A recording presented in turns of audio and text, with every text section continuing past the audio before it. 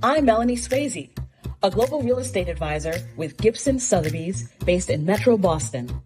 I closely advise homebuyers and sellers of all stages of life, guiding them to intelligent, winning decisions. I'm Derek Lumpkins, a real estate investor with a background in community organizing. I also enhance equity and inclusion initiatives at companies and organizations, and I guide leaders through executive coaching. When we get together, we dive into the intersections of culture, class, mindset, and Black freedom.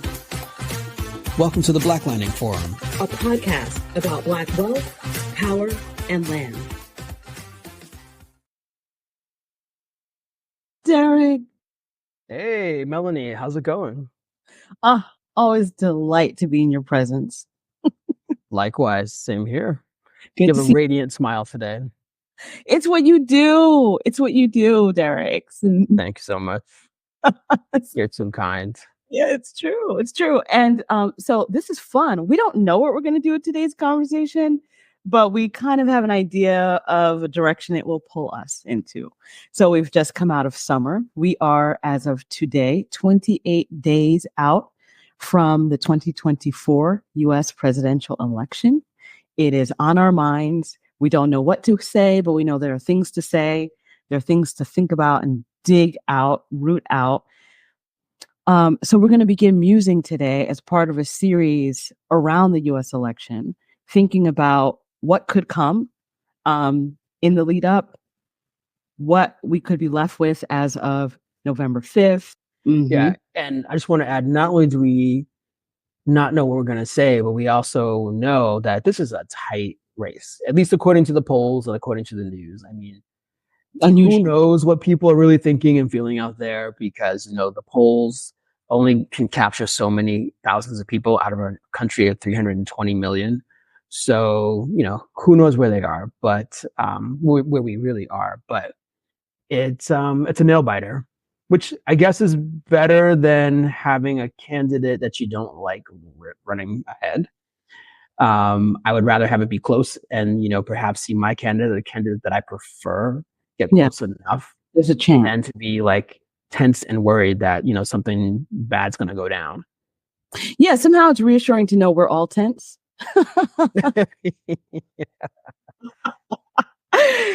No one can leave this to chance. I was just listening to a podcast, as I do listen to lots of podcasts, and it's a group of interviewers connected to the New Yorker magazine. They were interviewing a major Democratic Party fundraiser and coordinator organizer in Wisconsin, where it's going to be super, super, super tight. And one of the things he said that's hard for the polls to capture is not just, where the undecideds on things. The undecideds typically will reflect people who truly haven't made up their mind because they're not that keyed into the news, and they may not really put their attention on it until it's time to vote. But then there's also people in a state like Wisconsin, where you can register on the day of the election that can't be captured because they're not yet registered. And so such a tapestry around the whole country, this whole like just undulating array of difference in this landscape. We do not know. We do not know. We don't know, but I think what has been kind of what I've been musing about, let me start with what I've been musing about, is even without going deeply into the news, we do know about Project 2025. We do know about some of the policies that Kamala Harris has been part of as part of the current administration. And, you know, we don't need to go into specific candidates. Like, I don't think we really need to go there. But I'm just thinking about policy-wise and just this socially. We have lived under a Donald Trump administration before, so we kind of know what that could feel like. It could even take a more developed approach since there is Project 2025. And we know kind of what a Kamala Harris administration could be like, because we've kind of lived under a quasi, because, you know, she's not the president, but, you know, quasi, because she's the vice president, she has some influence. We kind of have some feeling and some sense of what she would be focusing on.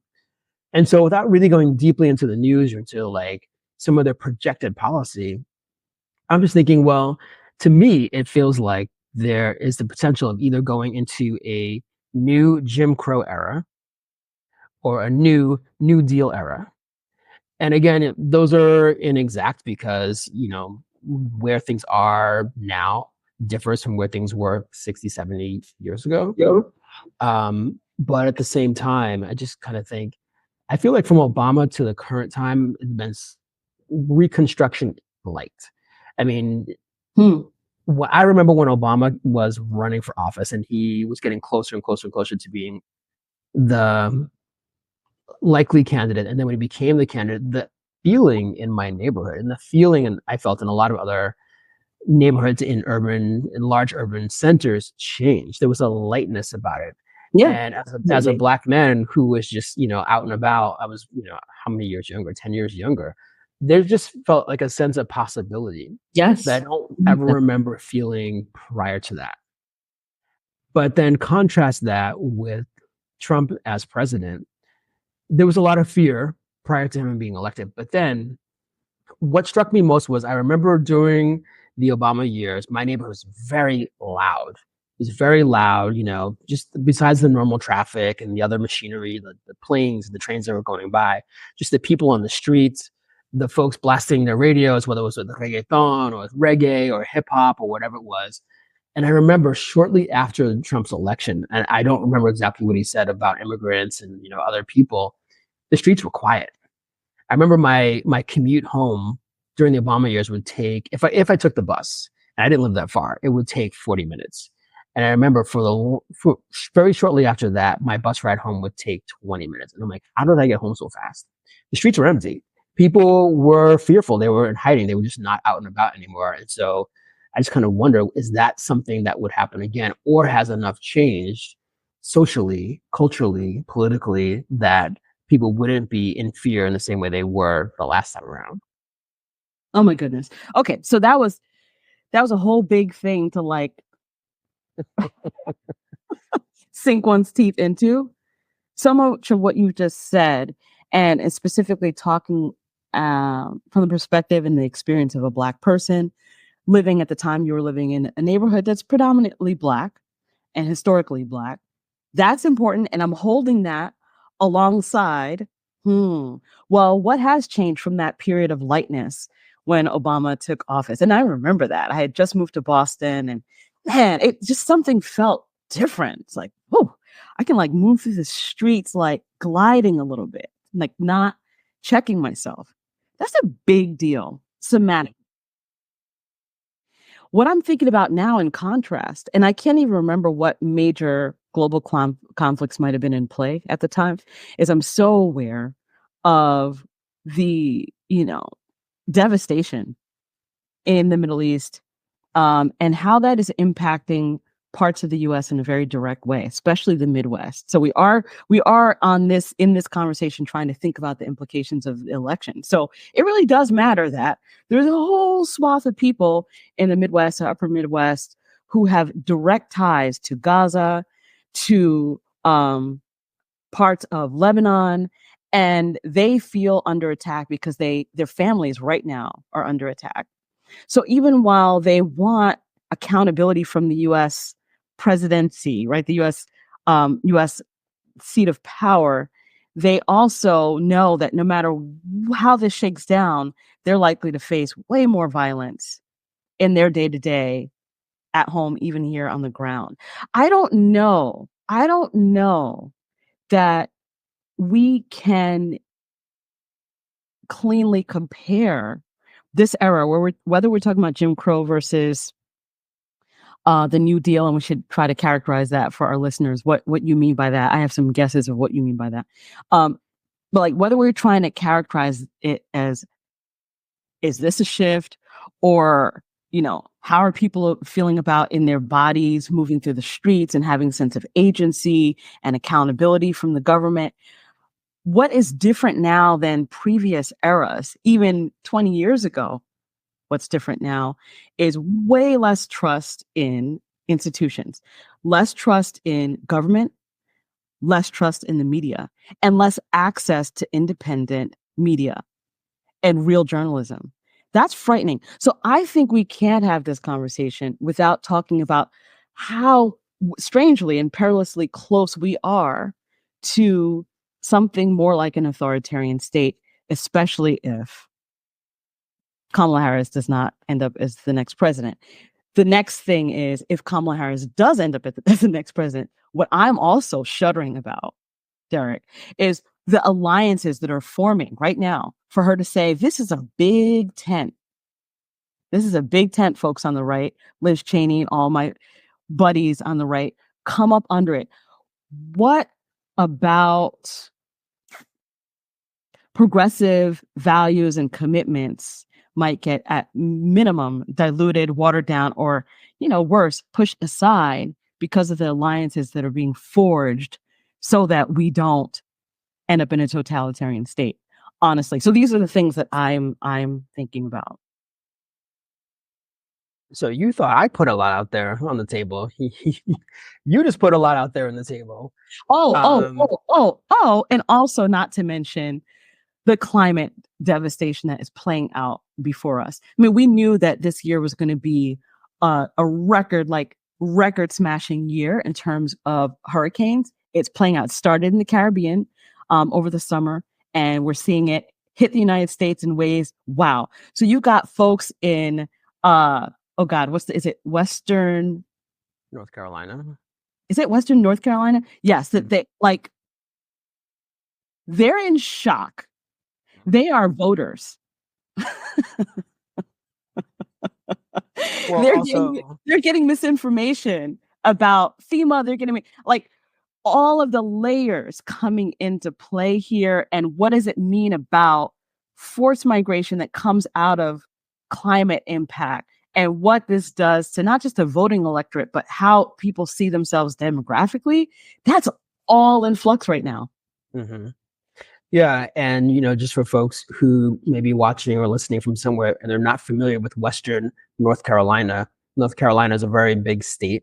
It runs from the coast of the Atlantic into the mountains. And so the western part of the state is in the mountains. And the hurricane that hit them, Hurricane Helene, I think, yes, went through Western North Carolina, and it turned a lot of places into rivers and lakes. I mean, they have rivers and lakes, but it turned them into much bigger rivers and lakes. Like an entire city was muddied out, devastating. Right. So, I mean, we're talking about people who live in the mountains who now live in waterfront property or waterlogged property is probably the better way to put it. Yeah. But going back to what you said earlier about the New Deal. So I'm not a student of the New Deal. I don't know it that well, but my understanding of the New Deal is that it was a time when a relatively progressive president pushed for the rebuilding of the United States through the the WPA, the Works Project Act, I think is what it's called. Yeah. And so it was, it used a lot of art to help sort of push people into developing murals across the U.S. Basically employed a lot of people to create murals, to rebuild things. Public parks. Public parks, a lot of public services, public amenities were rebuilt or built. And I think even the national park system might have begun getting expanded. Expanded in that time. Mm-hmm. Yeah. So when I think about, is this the potential for a new Deal? And thinking about what you said about where we are climatologically, socially, politically, economically, thinking about, investing more in green technology and green energy, even though Kamala Harris, I think, has said that she is okay with more drilling and more natural gas being explored here. Mm-hmm. Yeah. But I mean, who knows? Maybe that's just something she's saying now. And maybe we might see more investment in green energy, wind farms, solar power, all of that. But also a lot of bridges. We know a lot of bridges are in terrible shape in the United States. The electrical grids, utilities, railroads. I mean, a lot of things could be rebuilt in the United States. And so is this an opportunity? I mean, under the previous president, we'd had all these infrastructure weeks, I think is what they were called, where no infrastructure was built, no infrastructure was invested in. I don't think money was even allocated for it. But under this current administration, we have seen more dollars, federal dollars, going out to support projects that have been on the books for quite a while. I don't know where that is in terms of the backlog, in terms of things getting done. But if Kamala Harris were to continue fulfilling some of this current administration's projects or ideas, we may see more things coming to light, coming to fruition, and more getting done. So, but where does that leave us? So there's a piece that you said about power, and you mentioned Obama, and I forget what it was that you said exactly, but there's a piece about power that you mentioned. And I was saying to you just before we started recording that I was thinking about power and, all the sort of the different eras of power. I mean, we don't quite agree because like that was such a fresh thought. But I was thinking about like, where is the center of Black power? Yeah. And when I was thinking about, well, what does power mean? If I'm going to say power, then I have to define what power means. And so I'm thinking power meaning the ability to exert influence on the mainstream construction of the Black American image and to impact the quality of life for Black people in the United States. And so when I was thinking about the center of Black power, I sort of was jumping around in terms of timelines and histories. And so I kind of broke it up into some very, very loose categories. So one being pre-civil rights. So I was thinking about power came from literature and the arts. So Black writers, artists, and publishers from the Harlem Renaissance, as an example. And then the civil rights era itself. So you had organizations like the NAACP. Of course, you had the Black Church, which was very powerful and very active.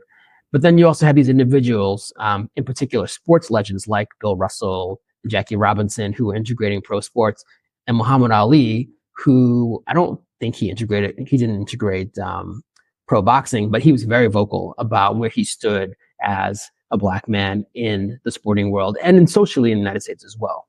Around the war in Vietnam. Exactly.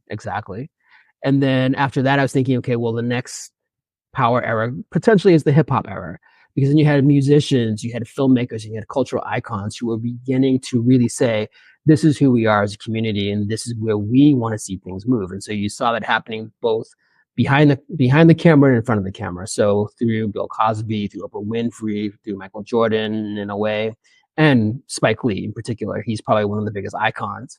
Yeah. But I feel like now we're kind of in this new emerging era because a lot of those previous influencers, I don't know that they have so much power. I don't know that they have so much influence now. And so this era, and I could be wrong, and I'm happy to be wrong, but I feel like this current era is becoming more of a secular era, like secular networks, like the Greek organizations. So, for example, the Black sororities and Black fraternities are becoming a little bit more prominent, especially because Kamala Harris is running and she is a Black soror. Some legal organizations as well, sort of just generally, but then also the moguls.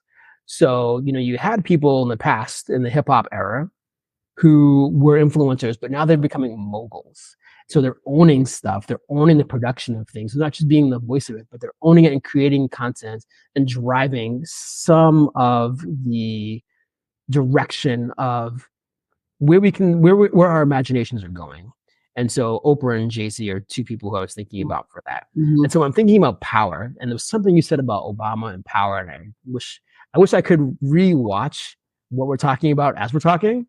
But something about power is like, yeah, this idea of where power resides and how it helps to shape, I think, is important for us to consider. Yeah, that's a lot too. I'm trying to remember what I might have said. I remember talking about gliding. Felt like I was gliding through the streets after, and what that means for your sense of potential and possibility around you. Wow. You know what I mean? Like, I don't know that a Kamala Harris election will necessarily bring in that level of kind of lightness, but I think we're wise to see it with even more caution than when Obama came into office. I mean, I appreciate that there was no drama out of the White House during his 2 terms, but he also, we did a lot of interventions around the world, like from Guantanamo all the way out, and I do see her as being potentially more hawkish. So I in wanting to welcome a presidency that that she's at the helm of, I'm so cautious. I'm so cautious about the political environment that she's waiting in, and I'm a little fearful. Maybe not as fearful for her as I was. I mean, I used to be quite afraid that Barack Obama was going to get killed. I think I don't know that I feel that there's that kind of threat. The threat feels more dispersed now. It feels like it's not necessarily like, oh, going to target our leader. It's like we all have to be on watch. And so it's less a sense of lightness and more of a sense of vigilance. I think that's interesting. But that's important. Okay, hold your thought about interesting. I think it's also important for us to be vigilant. I feel like we might be a little bit more grown up now in what it means to welcome in a Black president and a president of color, and in her case, a child of immigrants. I mean, well, so Barack Obama was also a child of immigrants, and an immigrant, sort of. But I think that her election could mean an opportunity for us to hold the White House in account, to not just feel like, phew, we got our leader in, all good. No, we actually have to stay close, hunker in, and fight. And I think, one of the things that Biden has done well in his this Green New Deal era, this period of ushering in all this infrastructure change and reinvestment, has been he's had to do a lot of deal making. He's had to do the politics. It's not just been handed to him because he's white dude who's been serving for 50 years or however long it's been. He has had to bridge and build alliances in a way that's important. So he's had the Bernies in his ear. He's had labor in his ear. He's had all of these sometimes tense forces pulling to hold him to account. And I think that's what we have to do toward and on behalf of the leadership of Kamala Harris. And I guess as I'm talking, I'm picturing it happening so that, I'm not as much vested in, oh, what if she doesn't? It's more like when she does, these are things that need to be in play. So just to say that I think this is also a period of us being not only vigilant, but proactive and really robustly engaged, because you can't take anything for granted, especially with whatever alliances she's forging right now that might get her result in her election. Mm-hmm. So I want to go back to what you said about us, the threat being more dispersed, because that takes me back to the whole idea of the new Jim Crow. Thank you. Okay. Because when I think of Jim Crow, I think of there being vigilantes who go around and they find people and say, we're going to make an example of you, whether you're involved or not, whether you have any skin in the game or not. It's just what you represent to them. Exactly. And I feel like we've had that since 2017. From the Charlottesville Unite the Right, where you had all these people with TV torches and well, also, let me interrupt you there. Yeah. We had that during both of Barack Obama's terms. It's just that it came out in the streets and out of the woodwork once Trump was in office. But to my mind, what Congress did during Obama's terms was to say, boy, we're going to keep you in your place. No, you can't do this. No, you can't do that. Actually, no, we're going to sabotage. And so, no, now it's like out in the streets. Right. And so that to me feels like Reconstruction. Because with Reconstruction, that was all bubbling under the surface. Yeah. And it wasn't until the Northern troops and Congress stepped back and said, okay, we can't afford to keep doing this, that you saw all this coming to light in a real organized, systemic way. Wasn't that when the KKK was officially formed, was like during Reconstruction? That's what I'm seeing here now. That's kind of what I feel. That's why I think the Obama era up until now was Reconstruction-ish, Reconstruction light. And now you have a much more organized, much more formal. Charlottesville was kind of like the start of it. It was bubbling under the surface. There was a point where I felt like enough people in American society were willing to hold those folks accountable, because you heard about employers firing people people were going on Twitter and the other social media sites saying, "Oh no, that's Bill from Arkansas. That's Dave from Oregon."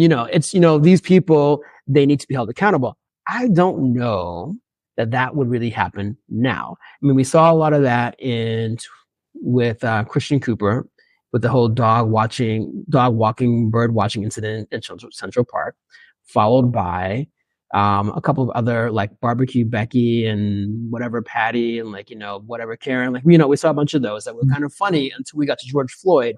And then with George Floyd and all the stuff that happened in 2020, everything took a very serious, very dark turn. And that's not to say that the threats weren't there, because we still had all the shootings of Black men and Black boys by police and by other people, by vigilantes. And women.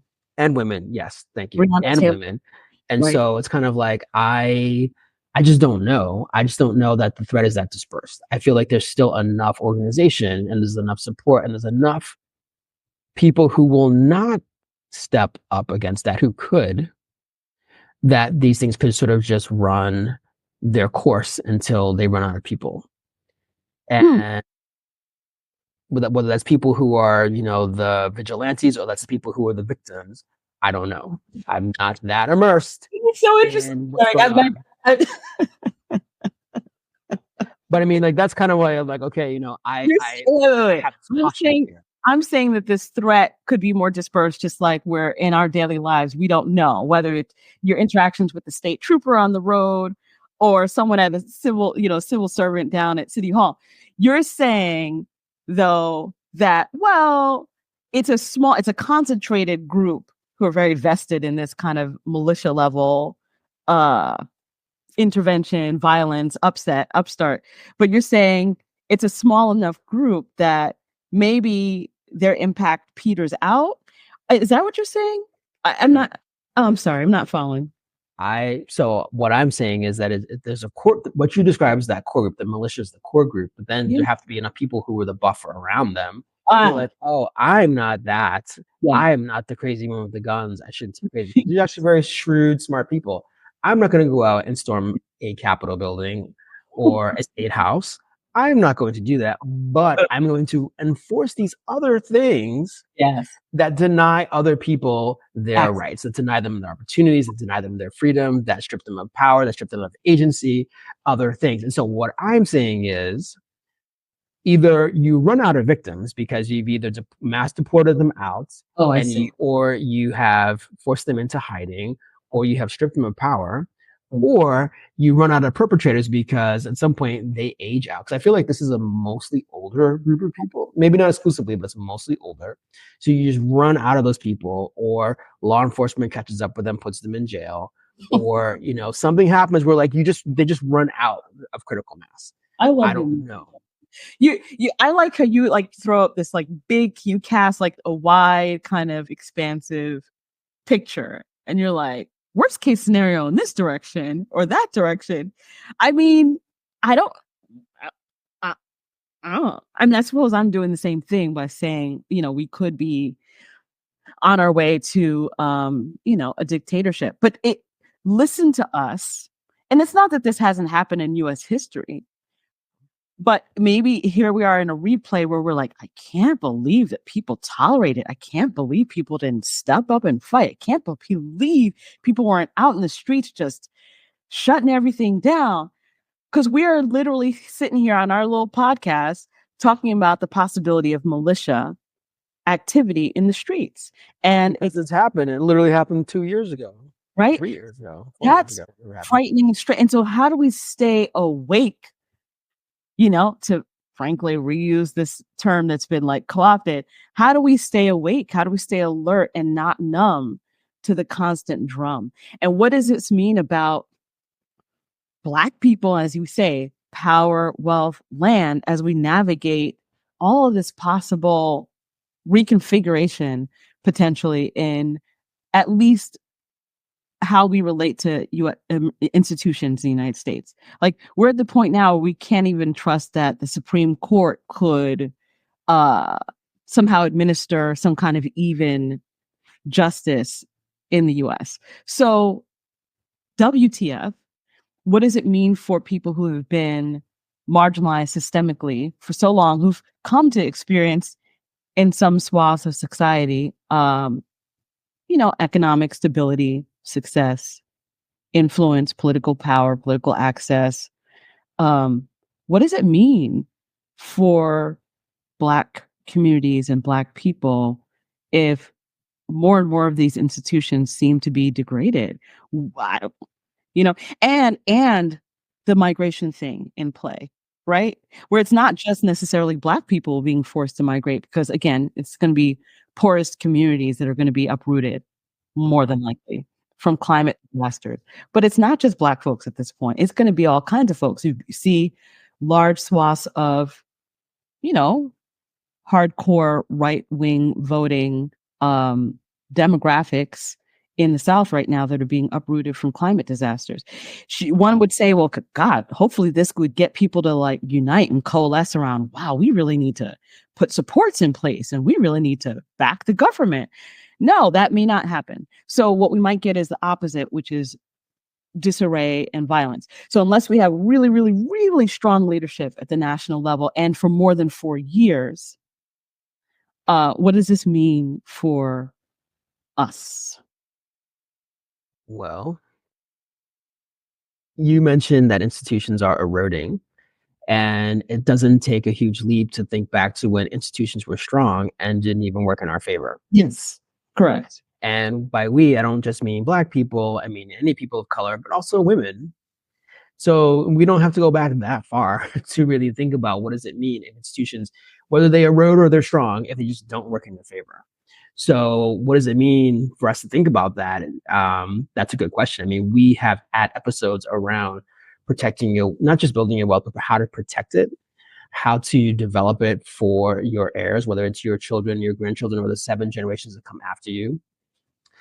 We've had episodes around just getting out of the country. I mean, like, I think almost, and actually, before I even say my next thing, we are one of our most recent episodes was on hip hop and the culture and how the culture was responding to their situation by they became this creative force that we're living through right now. So I think we could look back at pretty much every episode, if not most of them, and say, okay, what does it mean? I mean, like, we're addressing it very broadly, but if we were to focus each one on this specific topic around the election and, are we moving to a new Jim Crow or to a new Deal or something in between or something beyond either one of those? Yeah. I think some of the answers lie within the conversations that we've had with each other, but also with our guests in the past. And the crazy thing about the future is that even if you have all that data that we've had and all the books, all the movies, all the literature, all the documentaries, everything, we still don't know. We still have no idea.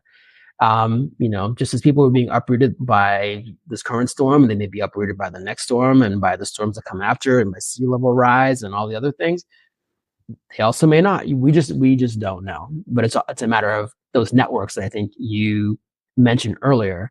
Like, how do those networks really support the inclusion and the integration of new people? Because the networks were built around very specific things. Whether it's around law, or it's around arts, or it's around, something else. They're built from very, very particular interests, but now you're going to have an influx of thousands, if not tens of thousands, or maybe even millions of people who are going to need those networks' help. And so how do they then respond? How do we evolve as a society, culturally, economically, socially, legally, in order to make sure that we don't unravel? Because I don't think we're going to unravel fully as a country, but we are definitely going to face some significant evolutionary pressure. Yeah. Well said. Yeah. And I feel the hope in that, actually. Yes, definitely. Evolutionary period for us. Mm-hmm. Yeah, as a country. Yeah. But unfortunately, we're going to have to leave it there, even though we have so much more to talk about. And I think I'd like to say or put out the intention for us that in our coming conversations, where we'll likely have guests as we reflect on the election itself, probably right before or directly after the election and the months after, that we look for little seeds of hope about what's possible in communities that reflect and serve and represent Black people. What are the things that we can get animated by or get a sense of encouragement, perspective, and hope from? Right. Let's do that. Particularly around Black wealth, Yeah. power, and land, which is Yeah. our podcast tagline. Yeah. We'll do it. Okay. Yeah. All right. All right, Melony, as always, great chatting with you. Sure. And again, I hope those of you who are watching and listening enjoyed, or at least got something triggered something in you. You're thinking about things a little bit differently. But again, we'd love to hear from you. So feel free to send us a message on whatever platform you can reach us on. And we will see you on the next episode of the Blacklining Forum. See y'all care. soon.